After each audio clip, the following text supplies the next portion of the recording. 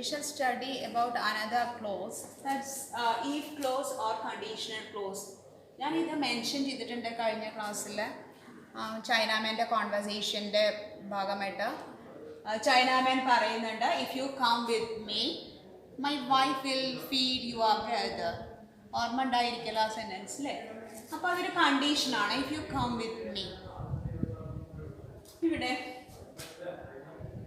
conditional clause has three sets or three conditions. First one, if you study well, you can or will score good marks. It's a possible condition. നിങ്ങൾ നന്നായി പഠിക്കുകയാണെങ്കിൽ നിങ്ങൾക്ക് നല്ല mark score ചെയ്യാം എന്നാണ് പറയുന്നത്. If you study well, you can or will score good marks. Second section, if you studied well, you could score good marks. ഇവിടെ എന്ത് വ്യത്യാസമാണ്? ഈ അണ്ടർലൈൻ ചെയ്തത് ഒന്ന് ശ്രദ്ധിക്കുക. ഇവിടെ സ്റ്റഡി എന്നതിന് പകരം I used studied.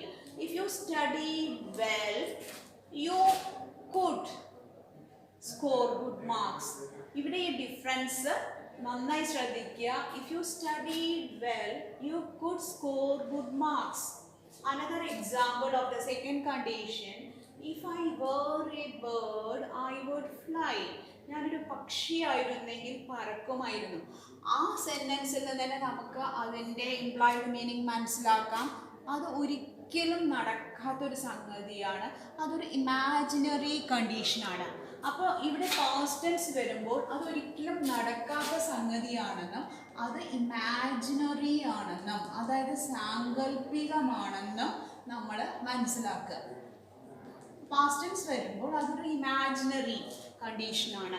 പക്ഷേ ഇവിടെ first one is A possible condition, നമുക്ക് നടത്താൻ പറ്റുന്നതാണ്. അതായത് നന്നായി പഠിക്കുകയാണെങ്കിൽ നല്ല മാർക്ക് നേടാലോ അല്ലേ? ഇനി third set, if you had studied well, you would have scored good marks. അതൊരു നഷ്ടബോധം സൂചിപ്പിക്കുന്ന പോലെയാണ്.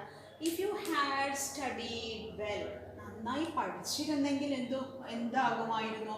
You would have scored good marks. അതൊരു ഇമ്പോസിബിൾ ആണെന്നാണ് പറയുന്നത്. അതായത് നടന്നില്ല അല്ലേ? ഇമ്പോസിബിൾ, ഇനി പറഞ്ഞിട്ട് കാര്യമില്ല എന്നുള്ള അർത്ഥത്തിലാണ് പറയുന്നത്. നന്നായി പഠിച്ചിരുന്നെങ്കിൽ നല്ല മാർക്ക് കിട്ടുമായിരുന്നു എന്നുള്ളത്. അപ്പോൾ ഒന്നുകൂടി നോക്കാം. If you study well, you can or will score good marks. It's a possible condition, സാധ്യമാകാവുന്ന, ശ്രമിച്ചാൽ നേടാവുന്ന കണ്ടീഷനാണ് അത്. പക്ഷേ second set is imaginary. If you studied well, you could score good marks. ഏറ്റവും ക്ലിയർ ആവുന്നത് ഈ സെന്റൻസിലാണ്. If I were a bird, I would fly. Third section, third set is impossible. അതായത് കഴിഞ്ഞു പോയ കാര്യമാണ്, പറഞ്ഞിട്ട് കാര്യമില്ല, ശരിക്കും ഒരു റിഗ്രറ്റിനെ സൂചിപ്പിക്കുന്ന പോലെയാണത്. If you had studied well, you would have scored good marks. ഇനി ഇവിടെ ഒരു ടേബിൾ തരികയാണ്. ഈ ടേബിൾ നോക്കിക്കഴിഞ്ഞാൽ നിങ്ങൾക്ക് പെട്ടെന്ന് മനസ്സിലാകുന്ന ഒരു അവസ്ഥ ഉണ്ട്. ഇവിടെ ഇഫ് ക്ലോസ്, ക്ലോസ് എന്നാൽ ഉപവാക്യം എന്നാണ് അർത്ഥം. If close, main clause. ഇവിടെ ഇഫ് ക്ലോസിൽ പ്രസന്റ് ടെൻസ് വന്നു. പ്രസന്റ് ടെൻസ് വരികയാണെങ്കിൽ മോഡൽ ഓക്സിലിയറീസ് നമുക്ക് യൂസ് ചെയ്യാം. നിങ്ങൾക്ക് മോഡൽ ഓക്സിലിയറീസിനെ കുറിച്ചിട്ട് അറിവുണ്ട്. മോഡൽ ഓക്സിലിയറീസ് ആയ will, shall, can, may, must etcetera, നമുക്ക് ഏതെങ്കിലും ഒരു മോഡൽ ഓക്സിലിയറി അനുയോജ്യമായത് യൂസ് ചെയ്യാനായിട്ട് പറ്റും. അപ്പോൾ അതിൽ കോമൺ ആയിട്ട് നമുക്ക് വില്ലോ ക്യാനൊക്കെയാണ് യൂസ് ചെയ്യണത്. അപ്പോൾ പ്രസന്റ് ടെൻസ് വരുന്ന സമയത്ത് നമ്മൾ ശരിക്കും ഒരു ബാലൻസ് ചെയ്യുന്ന പോലെ we have to use these one of these modal auxiliaries. Present വരുന്ന സമയത്ത് അത് പ്രസന്റ് ടെൻസിൽ തന്നെയാണ്. ഇനി പാസ്റ്റ് ടെൻസ് വരുന്ന സമയത്ത് എന്ത് ചെയ്യണം? ഈ ഓക്സിലിയറി പാസ്റ്റിലാക്കണം. എക്സാമ്പിൾ നമുക്ക് നോക്കാം. If you studied well, you could or would score good marks. ഈ third section past perfect tense ആണ്. ഈസി ആയിട്ട് മനസ്സിലാക്കാൻ വേണ്ടിയിട്ട് ബ്രാക്കറ്റിൽ ഞാൻ അതിൻ്റെ ഫോം ഓഫ് ദ വേർബ് ഇട്ടിട്ടുണ്ട്. Had plus V3, had plus V3. നോക്കൂ, ഹാഡ് പ്ലസ് V3 ക്രിയയുടെ പാസ്റ്റ് പാർട്ടിസിപ്പിൾ രൂപമാണത്. അതായത് V3 ഫോം ആണ് had plus V3.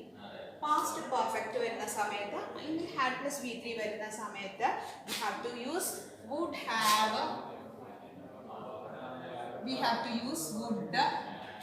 would have plus v3.